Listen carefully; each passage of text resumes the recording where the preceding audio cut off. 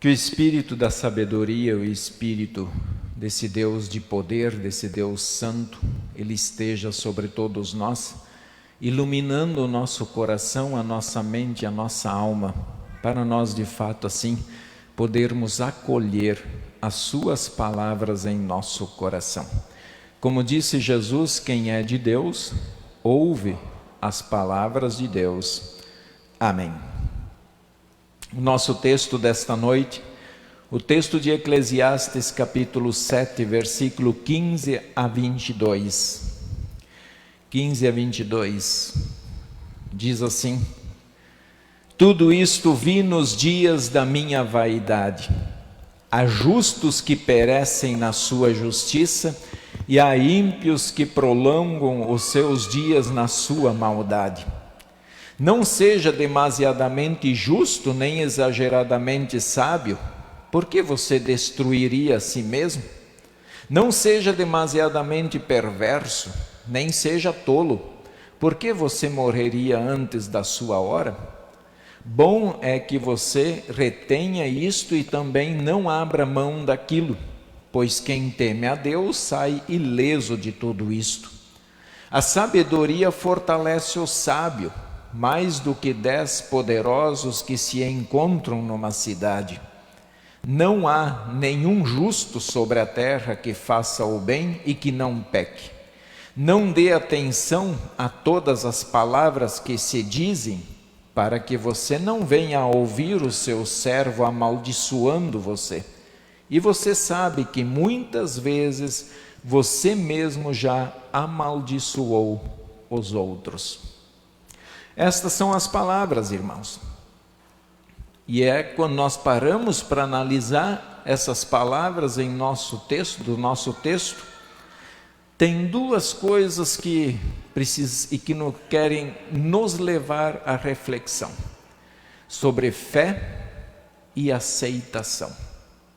Sobre fé e aceitação. Veja o que diz o versículo 15.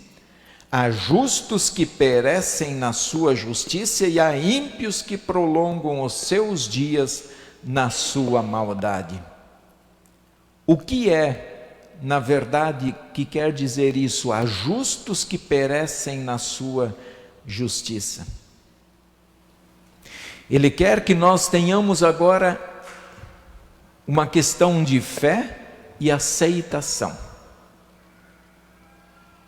Ele está dizendo para que aos nossos olhos você não seja tão justo e tão santo, tão autossuficiente, que você não necessite de Deus. Aos seus olhos ou aos nossos olhos, Ele está pedindo, não seja tão perfeito na tua visão, que você não esteja necessitando de Deus. E quando nós chegamos então à conclusão que nós precisamos aceitar Deus e precisamos de Deus, então isso vem uma questão de aceitação. Quem eu sou? Quem é você? Qual é a minha condição nesse mundo? Qual é a minha condição diante de Deus?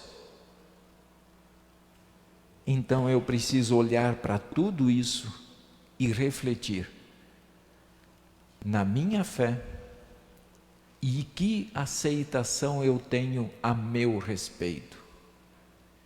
Eu me acho tão justo e perfeito? Cumprimos a lei de Deus tão perfeitamente a ponto de chegar à conclusão de que eu não necessite de Deus? E se nós nos achamos tão justos e santos aos nossos olhos, então nós já, ao olhar para Jesus, nós estamos dizendo: Jesus, eu não preciso da sua obra, eu não preciso de ti, eu me basto.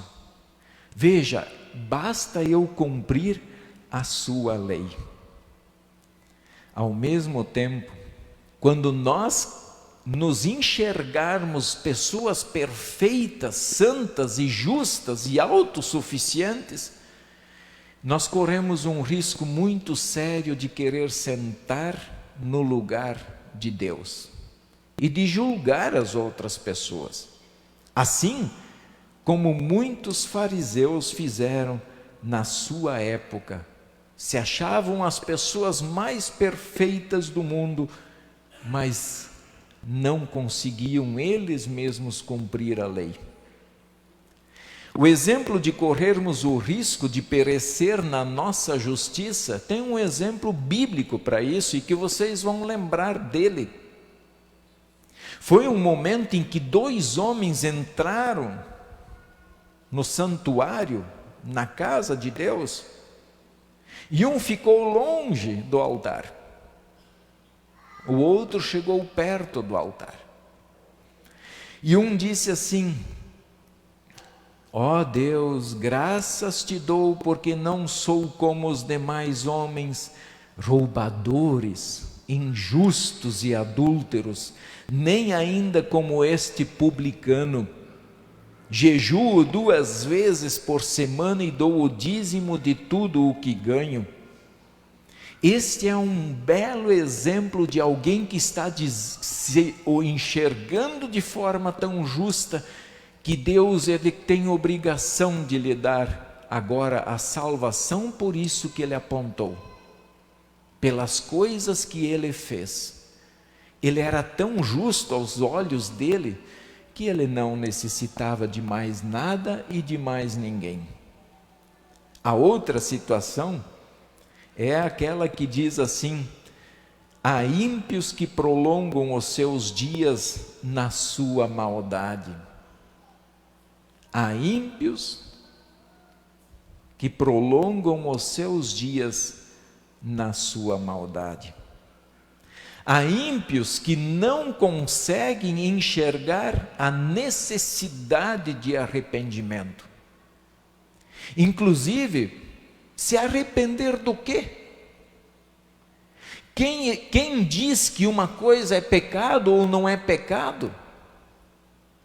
Hoje nós não temos mais, não adianta nós temos que apontar, mas se nós falarmos para alguém que não acredita, falar: olha, Deus disse que isso era pecado, mas ele disse, mas isso aí para mim não é nada. Então eu posso fazer todas as coisas e eu não necessito de arrependimento. Por quê? Porque na minha visão está tudo certo o que eu estou fazendo. Essa maldade não é necessariamente o ato de sair matando pessoas.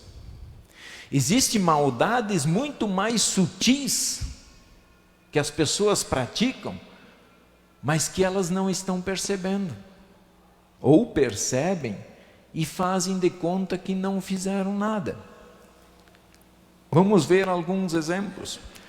Alguns desviam a verba pública da saúde e dizem que está tudo certo, mas Deus o abençoou tanto na vida, ainda usa o nome de Deus para dizer que foi abençoado por Deus com milhões que devia ter ido para a saúde. Outros roubam da educação e dizem que foram abençoados por Deus, mas desde quando usar a sua autoridade e o poder que ele tem para desviar verbas, para utilizar a seu favor e ainda dizer que isso é bênção de Deus? E se prolongam esses dias, entra mandato, sai mandato e as coisas continuam como se tudo estivesse certo. Usar a autoridade para impor sobre os outros um peso enorme que pode levar o povo a ficar sufocado. Vai pesando, se cria leis, se pesa impostos, se cria mais uma lei, e vai pesando, e na verdade, muitas vezes, simplesmente com a intenção só de encher os bolsos. E o povo sufocando, E não precisa nem ser muitas pessoas. Vamos lá dizer que seja 50 pessoas. Mas ele está pecando contra aquelas 50. Outra situação, outra maldade provocada através de palavras e de formas de agir. O que hoje também é conhecido como assédio moral. E quantas vezes isso é praticado em nosso lar? Cuidado! Aquele negócio de ficar sempre judiando da pessoa que está ao lado com palavras duras. Eu digo a verdade, mas o que você está dizendo é de fato a verdade? Já não foi resolvido o problema? Já não foi confessado o pecado? Você já não perdoou a pessoa, mas fica lá naquele assédio moral? E se prolongam os dias, seja contra a esposa, contra o esposo, muitas vezes contra os filhos. Tenho certeza que nós poderíamos citar muitos outros exemplos de maldades que vão se delongando, e tudo aparentemente está perfeito. Tudo está no seu devido lugar. O conselho é que não permaneçam na maldade, mas que se arrependam. Nós lemos no Salmo de hoje, Deus não quer sacrifício no seu corpo. Deus quer um coração arrependido. Esse é o sacrifício que Deus quer. Esse é o sacrifício que Ele espera do seu povo. Sabe? Mesmo que as maldades se prolonguem e se prolongam, tudo tem um fim. E cada um vai comparecer perante o tribunal do Criador. Mais cedo ou mais tarde, tudo tem um ponto final. Vejam que temos duas situações diante de nós. A primeira, aquelas que se consideram perfeitos e que por isso não precisam de Deus e não precisam de Cristo. E a outra situação é aquela que as pessoas são extremamente maus e que não se arrependem da sua maldade. E diante disso, então vem as palavras do pregador que diz assim: por que você destruiria a si mesmo? Por que você está se destruindo? Por que você está caminhando para a destruição de si próprio? Por que você não muda? As duas situações são extremamente destruidoras. Aquele que se acha santo porque ele corre o risco de desprezar a Deus, e aquele que é mau achando que nunca terá que prestar conta a Deus. Por que você mesmo se destrói? Diante disso eu fui procurar dar uma olhada, quais são os bichos que se autodestroem? E me chamou a atenção duas situações. Muda o slide aí para mim, fazendo um favor. Pode mudar primeiro.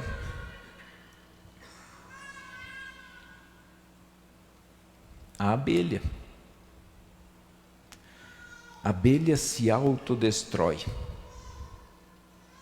E o texto que eu vi diz assim: a picada dói mais nela do que em você. Quando ela te pica, o ferrão se desprega do seu corpo, do corpo dela, porém levando parte do trato digestivo dela. Com esse dano vem a perda de músculos e nervos, bem como de partes do abdômen da abelha. Depois de escapar sem seu ferrão, a abelha fica gravemente ferida e tem pouco tempo para sobreviver. Depois de uma lesão tão catastrófica, a morte da abelha logo acontece. Tudo isso para proteger a sua colmeia. Então ela se autodestrói para proteger a colmeia. E tem uma outra situação, pode mudar? Tem a formiga conhecida como kamikaze. E essa formiga é interessante. Ela foi descoberta há pouco tempo na Tailândia. É uma espécie rara descoberta há pouco tempo. Ela não possui veneno e nem mandíbulas perigosas, porém ela explode. Os sacrifícios que se assemelham a granadas e são executados em ataques onde as formigas se protegem de um predador. A ação explosiva realizada por uma ação vigorosa do músculo produz um respingo de gosma amarela que é tóxico, a ponto de ser fatal para os predadores e eficaz para desencorajar os predadores de atacarem sua presa em potencial. Então ela se autodestrói, ela força tanto o seu músculo que ela explode, com a intenção de proteger a sua colmeia,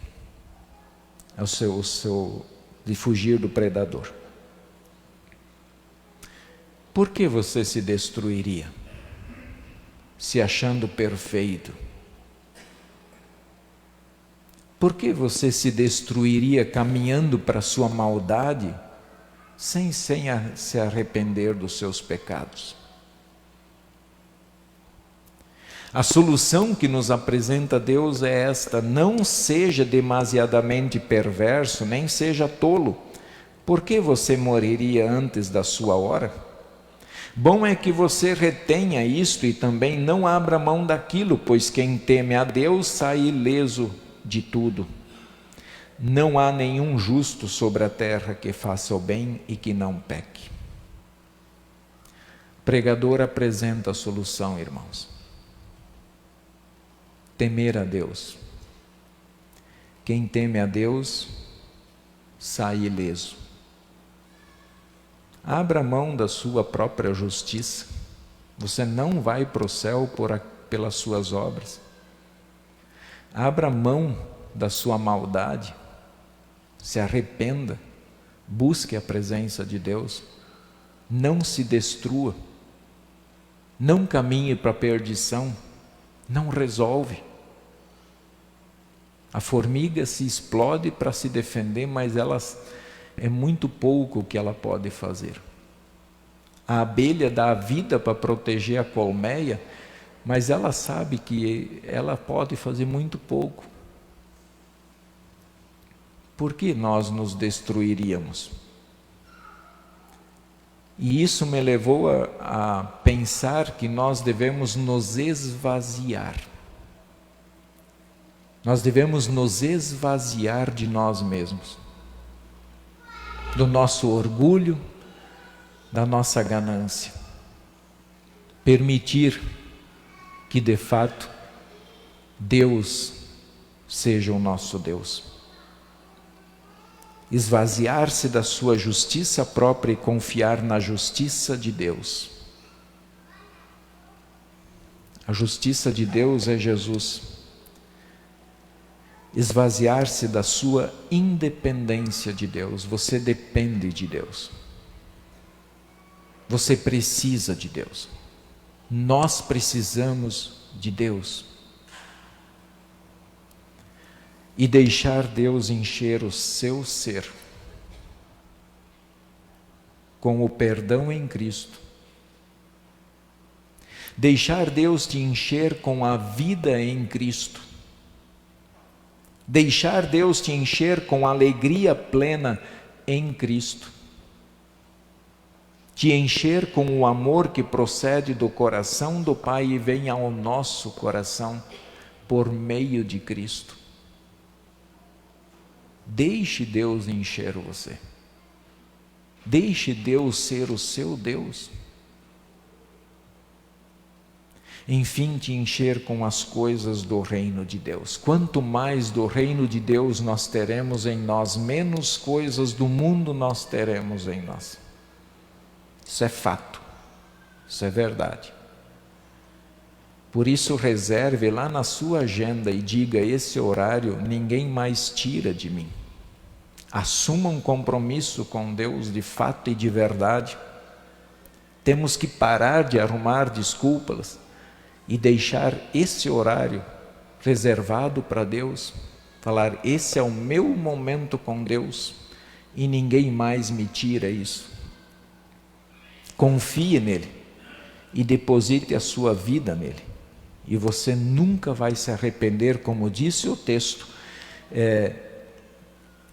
pois quem teme a Deus sai ileso de tudo isso. Tema a Deus, confie nele. O texto, irmãos, ele traz dois assuntos que poderíamos tratar sem problema algum, mas vou só mencionar para vocês ficarem pensando nele. Eu tenho a resposta já para uma pergunta aqui. O autor fala em morrer antes da hora. Existe morte antes da hora? Inclusive nós usamos aquele ditado: quem morre na véspera é quem? É o peru, né? Mas será que é só o peru que morre na véspera? E o pregador está perguntando, ele está dizendo aqui, por que você morreria antes da sua hora? É possível alguém morrer antes? E o outro assunto que é tremendamente para nós refletirmos, a questão de amaldiçoar as outras pessoas. A maldição. Existe isso? Bênção e maldição. Podemos pensar sobre isso e cada um desses temas daria tranquilamente outra mensagem. Mas quem sabe, mais para frente a gente trata desses assuntos que são importantes na minha visão. São importantes. Que Deus abençoe e que o nosso coração se mantenha na justiça de Deus em Cristo Jesus para perdão, vida e salvação. Amém.